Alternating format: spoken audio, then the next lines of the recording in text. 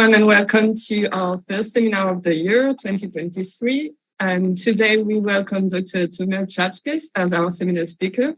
Dr. Czaczkes completed his PhD at the University of Sussex, studying individual and collective behavior of ants. After this, he moved to the University of Regensburg, Germany, for his postdoctoral research, which was funded by the prestigious Alexander von Humboldt Scholarship. And he has continued his independent research at the University of Regensburg, thanks to grants from the German Science Foundation and the European Research Council, where he is now the group leader of the Animal Comparative Economics, or ACE lab. Tomer's recent work focuses on the comparative psychology of insects, trying to understand how they think, what cognitive abilities they have, and where are the limits of their mental abilities. So today he will give a talk entitled Simple Tricks to Fool Smart Ants. And before I give you the floor, Tomer, I would just like to remind the audience that they can ask their questions in the YouTube chat. And there is a character limit to it, so please either ask small questions or just break your questions in several points so you can ask them in the chat. And I will relay your questions to Tomer. The floor is yours, Tomer. Hooray. Thank you very much. Thank you, everyone, for attending. If you are attending, I can't actually tell. Yes, so we'll be talking about ants. And I thought we would start with some of the hard questions in life.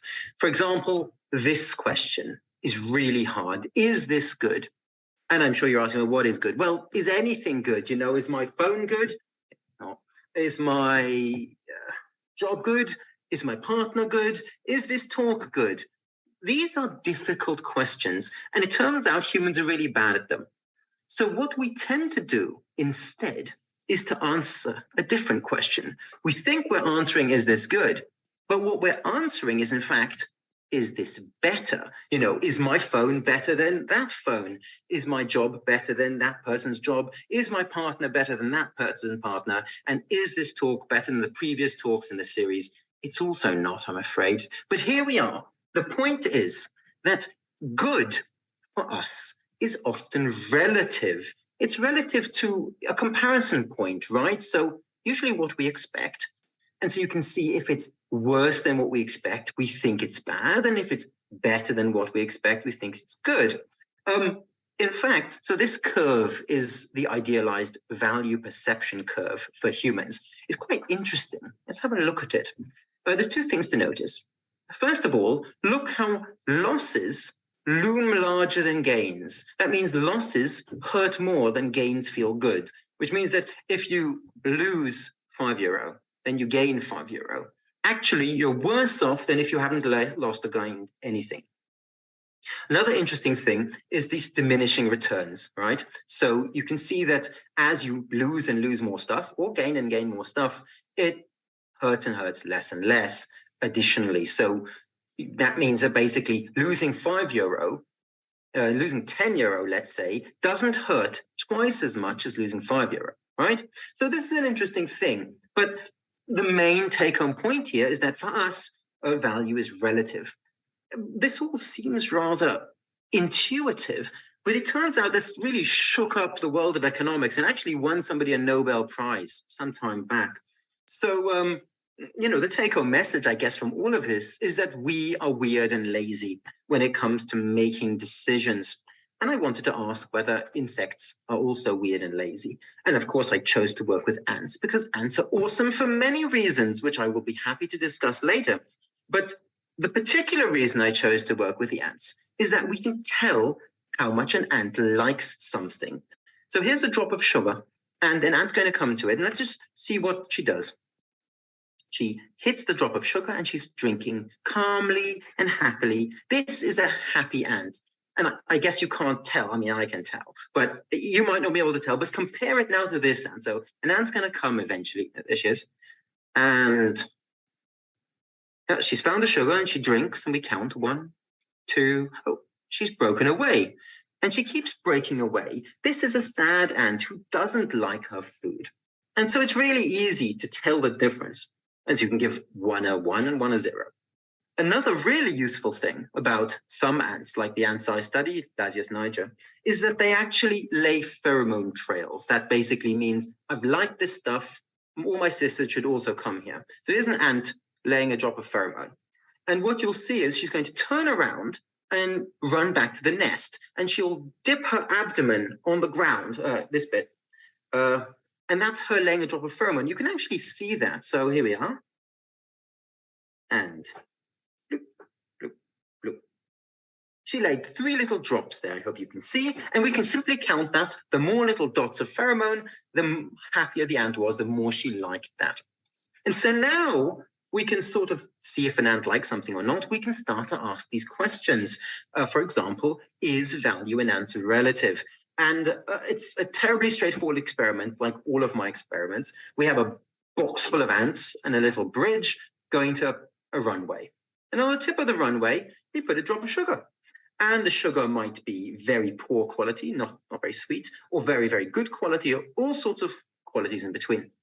And we let an ant up, and she goes and she drinks, give a little dot of paint, and then she runs back, and she does it again.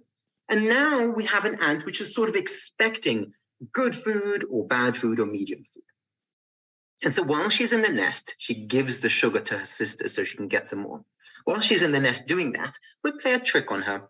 We replace that sugar with a fixed quality sugar, always medium. So now the ant's going to come back expecting good or medium or bad or whatever, but all of them get the same quality. And we simply ask, well, did you like it?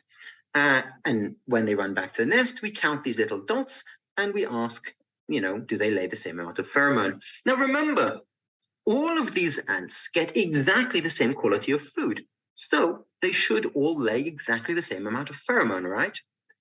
But they don't. So you can see that the ants which expected good food but got medium laid a lot less pheromone than the ants which got exactly the same quality of food. They were just expecting it. And if we look at this like it question, it's even clearer. So you can see the ants which were expecting poor food but got medium really, really like it compared to the ants which got what they were expected, and especially compared to the ones who are now disappointed. So this is, really great because the ants are very much like us. What they like keeps changing, and it keeps changing depending on what they expect. But of course, that's a thing. So, what we like keeps changing. It's a thing which is dangerous because sellers can use this to trick you.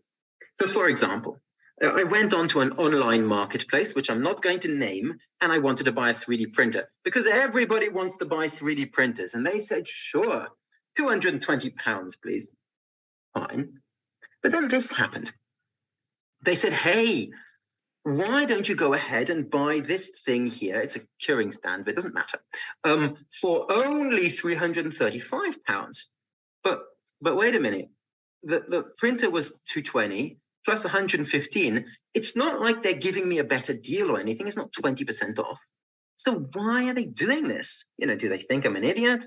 Well, perhaps they do, but they are very clever because they know that value is relative and they know about these perception curves. So here's another way of looking at it in terms of the pain of paying relative to the cost. The more you pay, the more it hurts, right? So let's say I want to buy that printer. All right, it's £220, quite expensive, hurts quite a lot. And then maybe next week I think, no, I do want that curing thing after all. Okay, costs less, so it hurts less. Still hurts quite a lot. But what if I thought about buying them together? Well, now it's £335. Yes, but the point is they have me where they want me, on the shallow part of the curve. Because if you compare these total costs, you can see that actually by putting those costs together, you've had a big reduction in the pain of paying, right? And so this is a general thing for humans. It's called the bundling and segregation effect. When you bundle things, when you put them together, it makes them seem smaller. And if you split them up, it makes them seem bigger. And this is true for gains and for losses. So I want to ask, well, okay, if value is relative for the ants, do they also suffer from this bundling and segregation effect? It works so nicely on humans. And so that's what I wanted to do. And we thought we'd do a simple experiment like I always do, box full of ants, you know?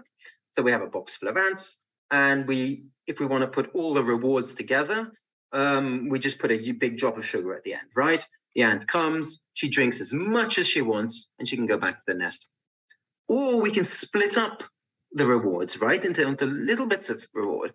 So it's exactly the same thing, but now we put little drops of sugar along the way. So the ant comes along, she drinks a little bit, she drinks a bit more, but then she reaches the big drop of sugar and she drinks till she's full, which basically means that both ants get as much as they want. They drink until they're full, but just the presentation is different. So we were going to do this, but then we started to think, which you should never do, but we did it anyway.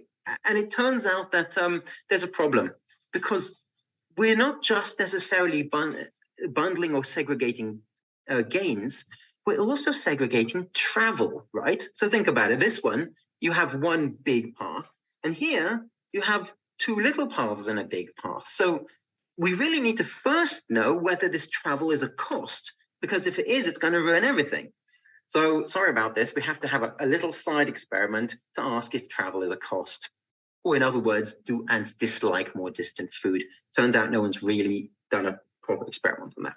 Anyway, you know my experiments already, but I wanted to show you this because it has another method in it, which is really nice, box full of ants. But this time we have a long runway, which we put a piece of paper on, which smells like lemon.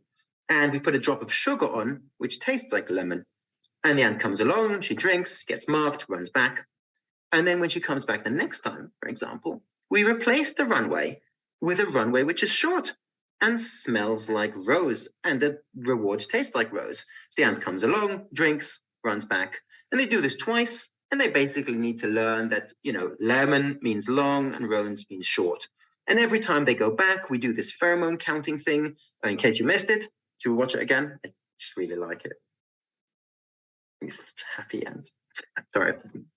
Anyway, so we count these pheromones, and then we give them a Y maze, and we simply ask, look, which one do you want to follow? The smell of long or the smell of short? And it turns out 90% of them follow the smell of short, and that they laid 3 times more pheromone per unit distance on the short than the long one. So yes, unfortunately, travel for the ants is a real big cost. So now we know that, we can go back to our previous experiment, but of course it's made everything a lot more complicated, because now we know that we are bundling costs and rewards, or segregating costs and rewards. So we need to have a third treatment, which we developed, which tries to bundle the costs, so big travel, but then splits the rewards, segregated rewards. So now we have these 3 treatments. Let me turn them into icons for you and rearrange it for you, because we have a specific hypothesis about which ones they're going to like more. So we expect they're going to really like this one, right? Because here we're using bundling to make the costs lower, and we're using segregation to make the costs bigger. So they should really like this. Should like it a lot more than this one, where we're making the costs lower with bundling, but we're also making the rewards smaller with bundling. And we had a weaker hypothesis that they would like it more than this one. And why do I say this? Because remember, in humans, losses loom larger than gains. So losses hurt more than gains feel good. So we figured, you know, if we're boosting the losses, that's going to outweigh the boost of the gain. So this one will be particularly disliked compared to this one. So anyway, those were our hypotheses. It gives us a nice range from good to bad. And now we simply do this experiment, which takes ages. So we can't do all 3 at once. So we get each ant to experience a pair, one of this and one of that. So the ant might first visit this and then run back, and then experience this and then run back. Of course, they each have their own smell. And whenever an ant runs back, we just count this pheromone laying. And after we do this many, many times, we simply then ask afterwards, well, which one do you like more? Or do you want more? And of course, we test for all the 3 possible pairs. And I say it takes ages, but it was sort of worth it because we can look at the results. We'll start with the pheromone deposition. And so here's the amount of pheromone deposited. This is the one we expected them to like the most. This is the one we expected them to like the least. And it turns out It's perfect. It's exactly what we expected. So, they lay almost twice as much pheromone for this treatment, where the costs are made smaller and the gains are made bigger, than when both costs and gains are made bigger. So that was really happy. But then I can just hear my co-author Massimo saying, I'm a bad Tommy, because this is not an appropriate comparison.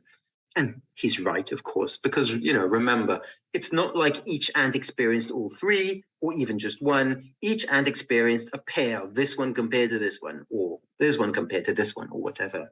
So we really have to present it pairwise, which I apologize about because it is complicated, but it's worth it because you see something interesting. So first, let's look again at the pheromone deposition and look at this pair where we compare where we make both bigger or both smaller. And you can see there's a big difference. So when we make both the costs and the gains smaller, they like it a lot more. This tells us that reduction in costs because of this bundling is overpowering any boost from the gains by the segregation, right? So either the costs are more important or the segregation is not really working. We can now look at this pair where both get smaller compared to when the costs get smaller and the gain get bigger. Of course, they should like this one more. And indeed, that's exactly what we find. So that, makes sense. When the costs are bundled, but the gains are segregated, they like it more than when they're both. You get it. And then the last comparison is actually the most interesting one, where we're comparing costs are made smaller by gains made bigger, compared to both made smaller. You'd expect them to like this one more, but they don't. And that's quite interesting. Boosting gains via the segregation does not increase this pheromone, which tells us that this segregation, this boosting effect, works on the costs, but there's no segregation effect on the gains. So that's quite interesting. It'll become even more interesting later. But basically, the result is really interesting. Let's put that to the side. Yes, the ants really do suffer from this bundling and segregation effect, and it's changed their behavior just like we predicted. So there's the pheromone thing. And now we can look at the choices. So remember, after all this pheromone laying and running around, we can ask them, well, which one do you actually want to follow more? So what I've done here is I've plotted the proportion of choices for the predicted option, because remember, for each one of these, there's one which I expect them to like more. And if I'm always right, they'll always be choosing the one I predicted, so it'll all be around 1. And if I'm always wrong, it'll always be around 0. And what happens is nothing at all. They have no preference. There is no bundling and segregation effect on choice. But how can this be, when we have this really clear effect on recruitment and no effect at all on choice? And what we realized is that these are measuring different things, right? Because the recruitment, the pheromone, that's laying their current perception, how they feel right now about the food they've just eaten. While the choice is all about memory, because they have to compare two things in their mind, some of which they might have experienced, 5 minutes ago or even longer ago. So they're comparing memories. And of course, as I say, these are different things. And I think they represent two fundamentally different things, which are liking and wanting. And these are actually indeed two different things. So liking is usually defined as acutely perceived hedonic reaction, how much am I enjoying something right now? While wanting is more about motivation, so what you hope to achieve in the future. Now, yes, they usually co-vary, but they are neurologically separate processes. And so, for example, hyperactivity and wanting but not liking is linked to eating disorders and drug addiction and so on. Now, this was initially in the 70s described in rats, but then actually has been found in humans very nicely. But interestingly enough, and possibly annoying, I haven't decided yet, while this work was under review, this paper came out where this group demonstrated that these are separate things in a honeybee. So it turns out I'm not crazy, and this is certainly a thing. And perhaps the bundling and segregation effect simply works differently on liking versus wanting. But there's another interesting thing, which is not mutually exclusive. possibly explaining this pattern, which is that it was a bit of a special experiment. So in the experiment, as I described in that really complicated graph, sorry about that, the costs are what drives these patterns. Now, in this experiment, the cost is distance, and distance for ants is special. Why is that so? Well, if we think of a normal thing like food quality, this is usually remembered logarithmically. You remember this curve where things make less and less of a difference the more you have them. Now, and you need this curve for the bundling and segregation effect. Remember, if you don't have this curve, it doesn't work. Now, for ants, they possibly remember distance linearly. So there's this classic work on ants measuring the distance from their nest using a step counter. So if you make their legs longer, they go too far. And if you make their legs too short, they don't go far enough. And this would not work accurately if memory was remembered logarithmically. So we assume it's actually remembered linearly, and that's why the bundling effect didn't work on them. So anyway, just to wrap up this section, which I realized was getting a bit complicated, ants dislike distant food. They're lazy, just like we are. But just like us, this bundling and segregation effect distorts perceived value for them. It looks like there are separate liking and wanting things in insects, just like for us. And for anybody studying perception, distance as a cost might be a really interesting thing to study because it seems to be remembered linearly. So, I've spent the first half of this talk talking about how we can trick ants and them falling for stupid tricks, which seems unfair. So I'd like to end the talk with one last experiment where we look at them being actually pretty smart. And I wanted to talk about something which I call inference in ants. But first, I should say that this project was run by Laurent Poissonnier. Sorry, Laurent. So anything good about this is hers, and any problems are mine. So, inference. What is inference? Inference is a conclusion reached on the basis of evidence and reasoning. And so, for example, let's imagine, as is the case, it's currently term time in university. And let's imagine it's also lunchtime. Well, if I know these two facts, I can work out that the canteen or the mensa will be really full. And so I can have a sensible response, which is wait an hour until all the students are gone. And so this inference allows me to plan and do forwards, responses which work towards the future. And this is an important thing for forward mental time travel, a slightly separate thing. So mental time travel is where you really project yourself into the future. We do this all the time. So, we could imagine, if I go to the canteen now, I'll know what it'll be like. I'll be waiting around. It'll be annoying. And this is interesting because, of course, I can do this and I can imagine these things without seeing that the canteen is full right now. And indeed, I don't even have to see any fullness-related cues. You don't have to see a whole stream of students walking in the direction of the canteen. I can just work it out by inference. So what's this got to do with ants? Well, ants have really a very similar problem because they also go to these food sources which are quite limited. So they're often relying on these sap-feeding homopterans, and they produce honeydew, this sugary secretion. There's one. So you can see these ants are collecting this drop of honeydew. But these insects don't produce this honeydew very quickly, and they're or in large quantities. So if too many ants go to one colony of these things, they'll suck up all the honeydew and then they'll wait around for ages. So they'll pay these big queuing costs. It's not very efficient. It would be much better if the ants could say, well, I have some information that lots of my sisters are going to this one food source I wanted to go to. Maybe I should go somewhere else. And that's exactly what we wanted to test. But I need to tell you something which you need to know to understand this experiment. But again, it's a side experiment, sorry. Simple thing, it's a weird thing. Ants prefer the option that they're trained to first. And I'm happy to discuss why that is. But basically, if we let an ant find a drop of sugar which tastes like lemon, and next time she comes and she finds a drop of sugar which tastes like rose, and then you simply ask them, well, which one do you want, rose or lemon? 85% of them will go to the first one they experience, right? Just, okay, now you know this. Let's go back to this inference thing and go to this experiment. So how do we ask this canteen question?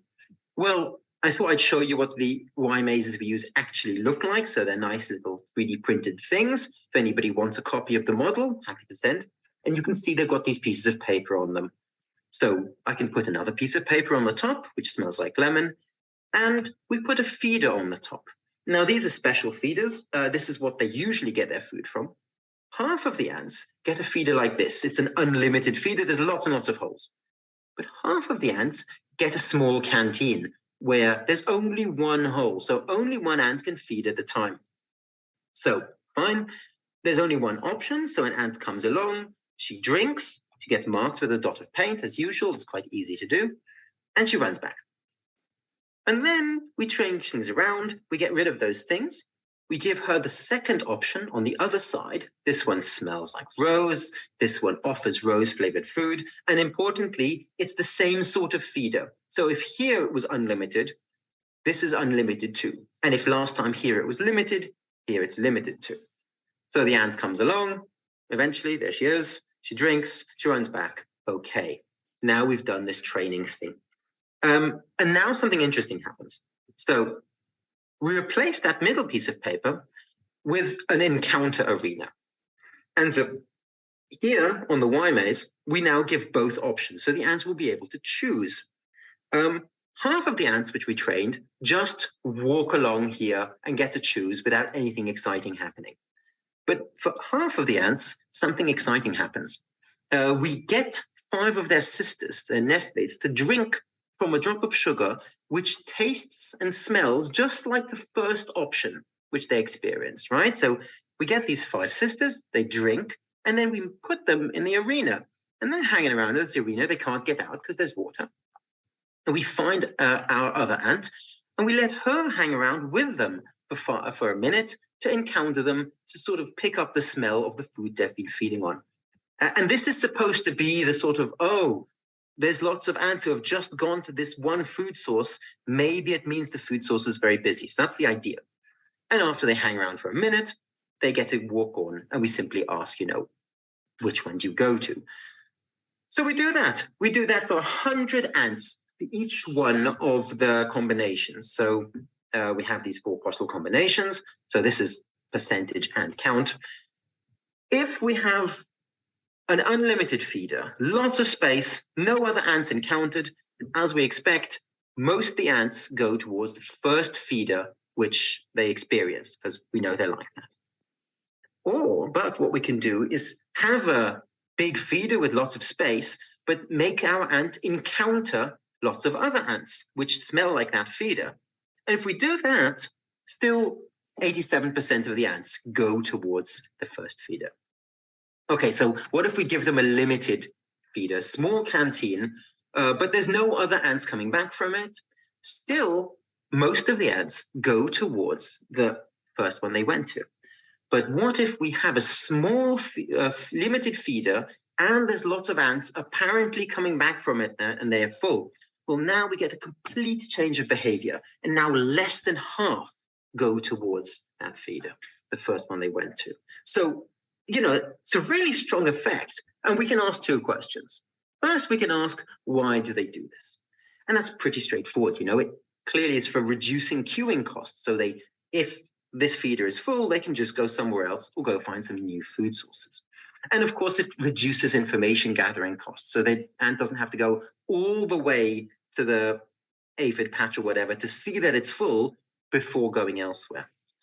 The interesting question is not why they do it. The interesting question is, how do they do it?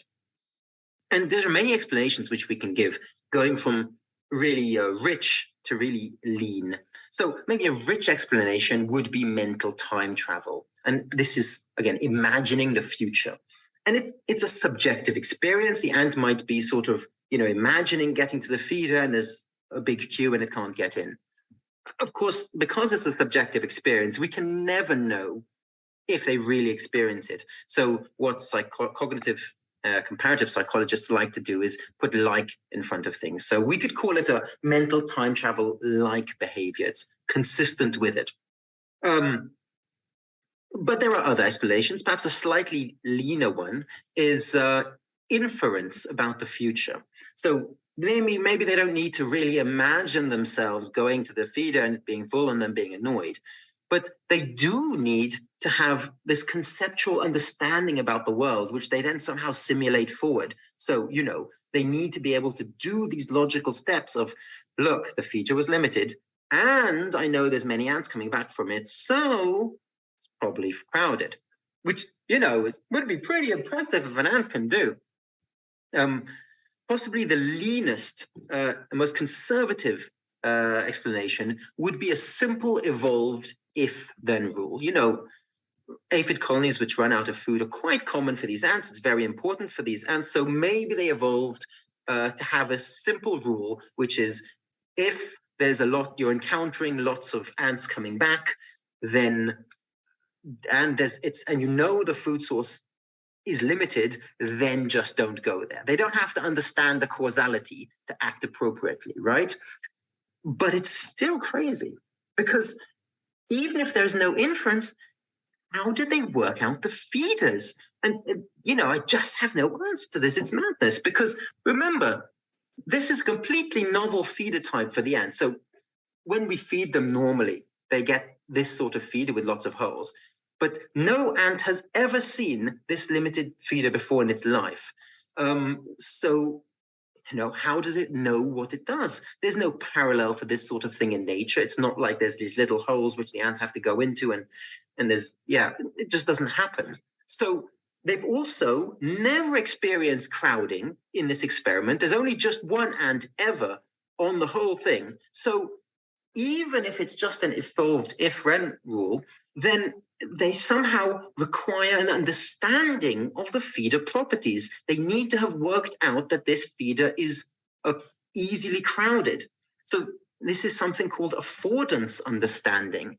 It means understanding the virtues of the properties of an item without necessarily testing them out. So, for example, a cup or bowl or my cupped hands have the affordance that they can carry liquid. And you can show me any sort of item and I'll be able to tell you if I think it can carry liquid. And like a sieve does not have an affordance of carrying liquid, but it looks pretty similar to a bowl. So even if we go for very conservative, it looks to us like at least they can do this pretty impressive affordance thing. So whatever's happening, there's some really advanced thinking going on in these ants. They might be different to us, but there's some real understanding of the world. And at this point, I should say that this is the first time we're ever presenting this data. So if anyone's got any interesting feedback or ideas or, something for us, then send it our way because we'd love to hear it. We're still busy thinking about it. So here we are. I guess we should wrap this up with some take-home messages.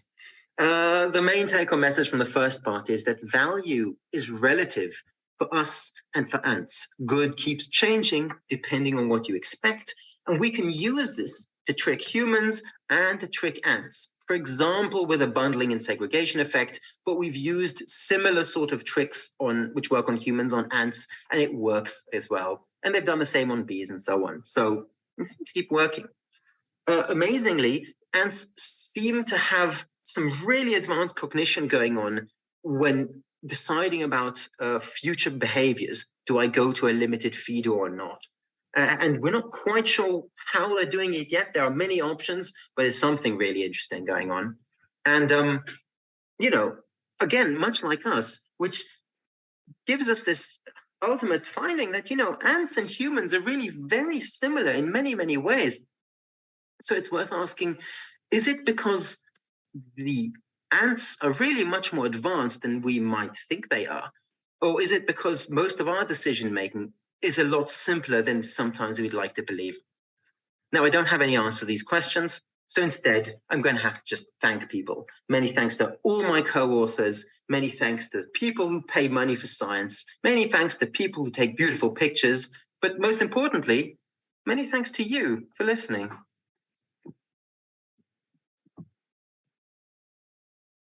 I want to clap because, as always, Tomer, you give the best talks ever. Also, I must say I'm really gutted because my audio Zoom crashed in the middle of your talk, so I missed the almost entire thing. So I will have to watch the replay to ask my questions to you later. Sorry. But I have just one question regarding the first parts of your talk, which I was able to listen to.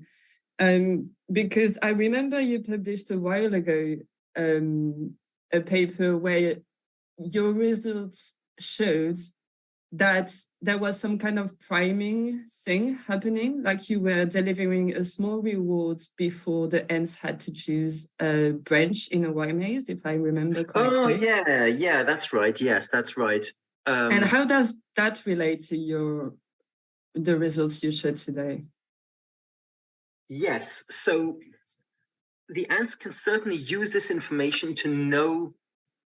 So when ants encounter other ants on a runway, or in nature, actually, of course, they're mostly in nature, not in a lab, they're transferring lots of information to each other. So we've seen here how they transfer smell information, like the food I'm returning, that smells like lemon, so maybe you should go there, or the food I'm returning smells like lemon, so maybe you should go away from there because there's lots of people there already.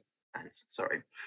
But they don't transfer just food and smell information. The quality of the food is also really important. So if I'm an ant, which has just been going to a food source where the food isn't very good, and I meet other ants which are coming back, and they've been eating at a much better food source, or we can do this in the lab with a drop of sugar, I can work out, hey, the food source I've been going to is no good. Why am I going there? And then I can change my direction, so I can react strategically depending on what my sisters are doing.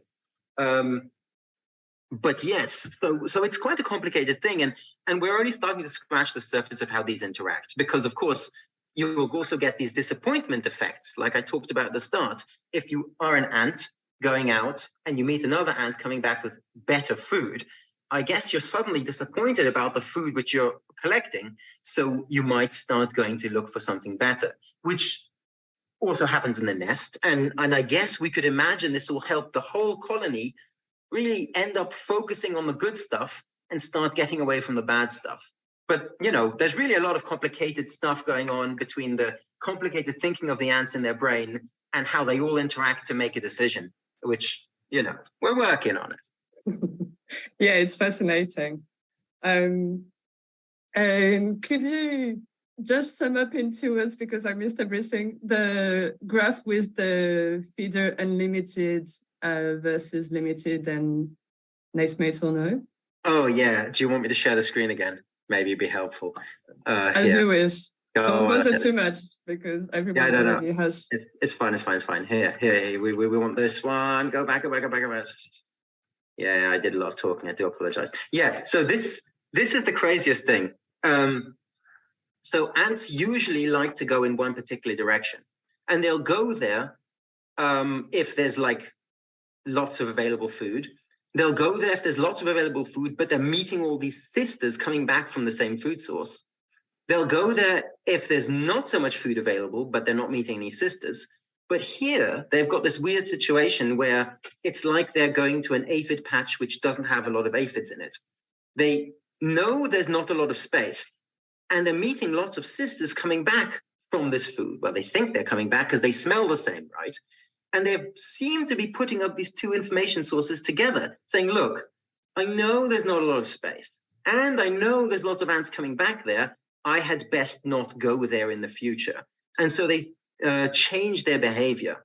I mean, they're not completely avoiding it because they really want to go there because it's the first one they went to. And for some reason, we have reasons why we think that is, but they really like to go, or they tend to go to the food source they went first.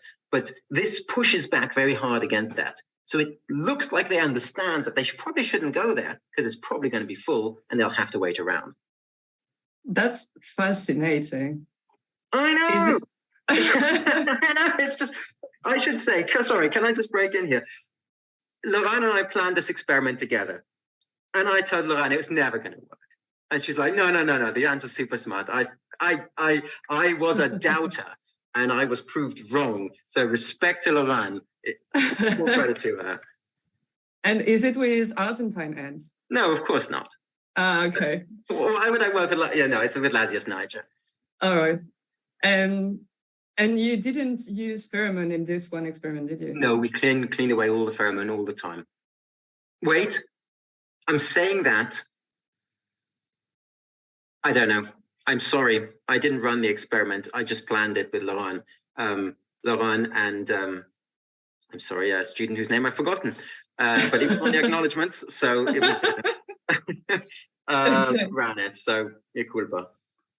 We have one question in the chat already from Katarina Bukova. Hi, great talk, thanks. It was interesting to learn that ants choose the option which they were trained first. Is this behavior a similar trait across insects or maybe also across other classes? Good question. The answer is, as with everything in biology, it depends. So in honeybees, for example, if you train them to multiple different things, they'll tend to go to the last one they experienced, not the first one. So, if they go, for example, lemon, rose, lemon, rose, lemon, rose, then they'll prefer to go for rose.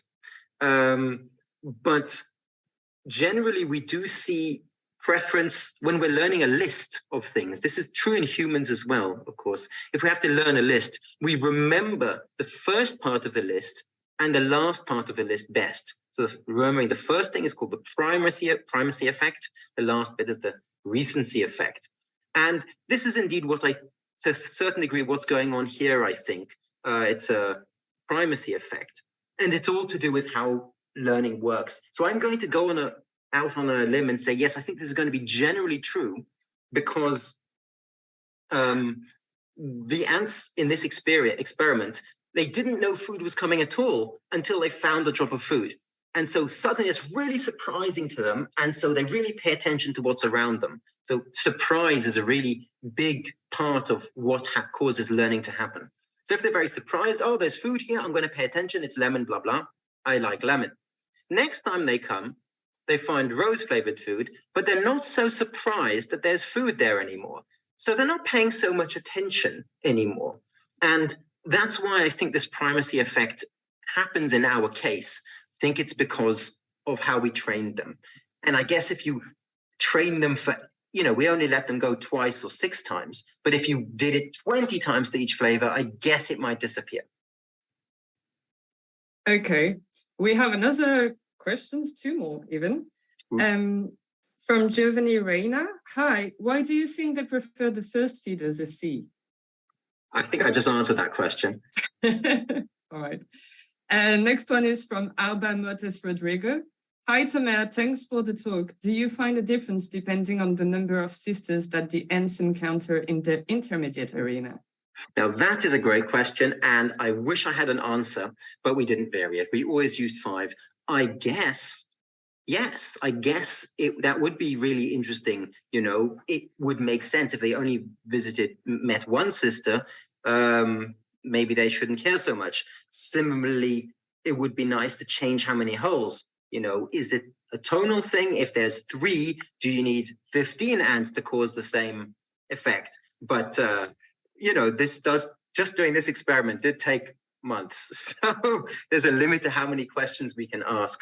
I mean, other things which we are thinking of actually doing now is asking questions about, is it the smell or is it just meeting other ants, right? Because we only ever had ants with smell. What if you have ants without smell?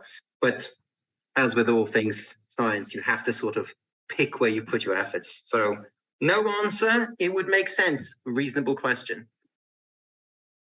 All right. Amanda here also have 2 questions, I think. So she's saying, thanks for such a great talk. Have experiments like this been done in other ants? Do you expect a difference between any species? Well, hard to answer because I'm not sure which experiment she's talking about. Let me think about that for a second.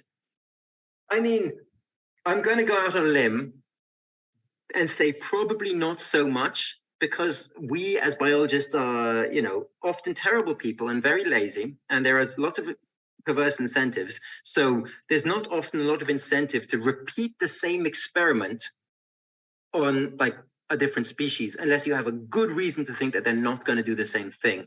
So I don't think things like that have been done precisely on other species.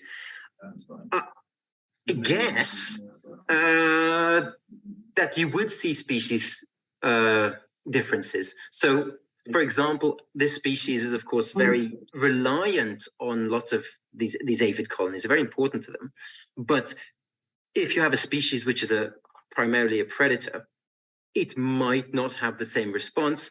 It might not need the same cognitive mechanisms. So I suppose I tend to think of insects having, in part, advanced cognition, but specialized on the things they need to solve. So they might not have a general problem-solving mechanism in their brain which can do everything, a little bit like what we have, but they might be extremely good at certain tasks which might even be cognitive. So, and that will depend on their ecology. So that's why I'm saying I guess it won't happen the same for example, hunters, though I guess they could do other impressive things.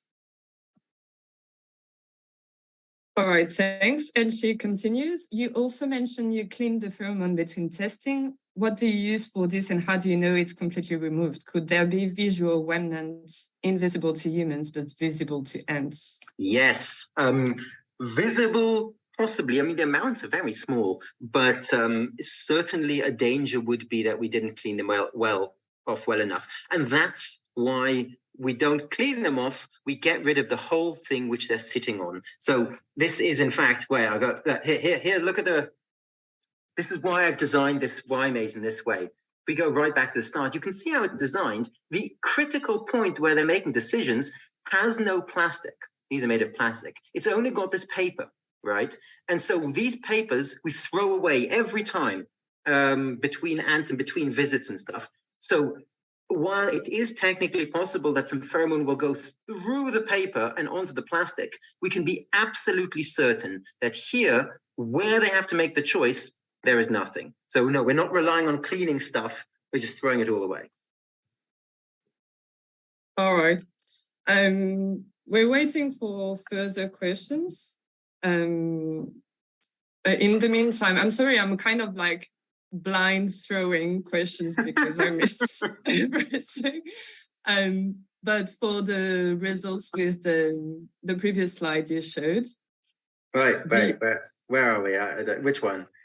The limited versus unlimited. Oh yeah, should we go back to that one? That's just nuts. Maybe my question is completely stupid. I don't know. You will tell me. But could you counter the last results by putting pheromone? Do you know what I mean? So you think, so the question is, if we put a pheromone going towards the feeder, would it, like the feeder where they would first go to, would this effect disappear? Yeah. Wow, that's a good question. So, is it? Well, I think it is, and I'll tell you why. Because logically speaking, it shouldn't affect it, because the whole point of this mechanism, right, is that the ants are not going where the other ants are already going. Yeah. So if they're suddenly following pheromone trails, well, that defeats the whole point, right? Having said that, we do know that, we've competed pheromones against memories or memories against other memories and all of these.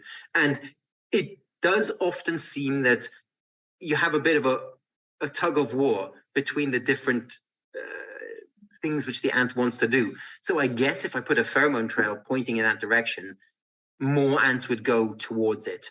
But then the only fair comparison would be to put a pheromone trail here as well. And then we'd get like 100% of the ants going here. And then we'd basically be fighting ceiling effects because you can't get more than 100%. So this would approach 100 as we put more and more pheromone, but it's not clear whether that would be informative. Mm. And I guess in this case, if you put pheromone there, it would matter the ant species you use, right? because Argentine ants are really pheromone driven. Yes. Whereas other species not necessarily. Lysius, I don't think so. They are more visual in a way. They're sort of middle, right? Yes, they're a lot less than Linipitema, Argentine ants. So yes, I guess it would matter. And, you know, one tends to think that the smaller the ant, the less advanced its cognition would be. But I don't know. I guess I wouldn't expect that necessarily. Who says that? What? Who says that? You know, I thought that. Because I was thinking, and I'll tell you the logic. The logic would be if you're an individual hunter or working very independently, you have to make a lot of complex choices. But if you're driven mostly by collective forces, pheromone trails and such like, then perhaps you don't need to do as much individual working out decisions. That's what I thought. But then we started working with the Argentine ants, which are much smaller and, you say, come in bigger colonies, really interested in pheromone following, and their memory is excellent. I really didn't expect them to learn. You know, I think they learn just as well, if not better, than the Lysius, which are much more independent. So, I would be lovely to do the experiment again. It makes a lot of sense. In fact, it makes exactly as much sense for the Linipidema. Can I invite you to just repeat the experiment for us with Linipidema? I mean, I would love to, but I don't have Argentine ants here. Stick them in the post, they'll be fine, right? Yeah, I mean, they can be found quite easily, so maybe it will be our next project. That would be great. Yeah. It's still madness. So I don't see any more questions in the chat. We still have 10 minutes to go, so I can wait a little bit longer. We can wait around in an uncomfortable manner. No, I won't tolerate that. Okay, but if we do wait around, you'll have to promise the viewers on YouTube that you'll edit this whole bit out, and they just get the questions. Otherwise, this will be a terrible video. No, but I do have one very trivial question. When you are quantifying the pheromone lane, you're actually quantifying each time the ant is tapping the abdomen on the substrate, but you're not quantifying the pheromone, right? No, it's a sad thing which I'm aware of. And indeed, when I came to Germany many years ago, I'm so old, my plan was to try to quantify how much pheromone gets laid in each one of these dots. But it turns out that the amounts are tiny, like so tiny that you know, we can see these dots. We know how much pheromone there is. We know what the active chemical is. We had very, top of the line GCMS equipment. We found nothing. You know, even if we used thermal desorption and glass tube. We had these glass tubes which the ants would walk through, and I would watch them and count the little dots. And we had like 50 of these dots in this tiny glass tube, and we'd quickly plug it and put it into a machine which would heat it up and suck all the nothing. Absolutely nothing. So I'm actually collaborating now with another chemical ecologist, Jan Bühlerbach, and we're trying to do it a different way to at least work out how much pheromone's in there. Because if we can quantify how much pheromone there is in a pheromone gland, and they change size, they vary in sizes, of course, but still, we do know how to make a natural trail. So some very good person has calibrated for us, which other species don't have, which makes it really difficult. But for this one species, we've got a calibration curve where we know that if you put 2 glands, hindgut glands in 1 milliliter of whatever, then that smells like a strong trail. And from that, if you can work out how much there is in one gland, you can work out how much there is on a trail. And at least we'll be able to understand more or less what's going on. But if you know any crazy super chemical ecologists who can work this out, yes, please, because I've been getting these questions since my PhD, and I still have an answer. I know. I only worked a little bit with olfaction, but it's so complicated. That's why so many people work on vision, because it's way simpler. Yes, but I think it limits us. I was talking to some actually developmental psychologists. The man who invented, described, and discussed mental time travel to the future, and they do really interesting stuff, mostly on humans and apes. But you start to realize that almost all the questions, advanced cognition questions, developmental questions we're asking of humans, of apes, and on bees and stuff, it's all visual. And if you start to try to ask these questions in a non-visual modality, the questions almost don't make sense. So, for example, there's the classic thing as object permanence, right? So if I put a thing, here's a bell, and I put the cup in the bell in the container, do you know the bell is still there? And if I move it here, do you know, right? How does this even work outside of the visual modality, right? It's such a basic question, but we're not even thinking about it outside of that. And I think we're missing out a lot.